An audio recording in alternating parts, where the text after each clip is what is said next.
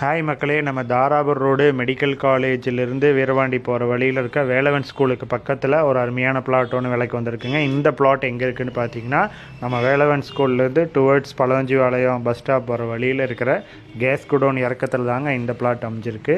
கரெக்டாக இது எங்கே இருக்குதுன்னு பார்த்தீங்கன்னா, நம்ம இதுலேருந்து வர வழியில் இந்த ரோடு இருக்கு இல்லைங்களா, இதான் கேஸ் குடோன் போகிற வழி.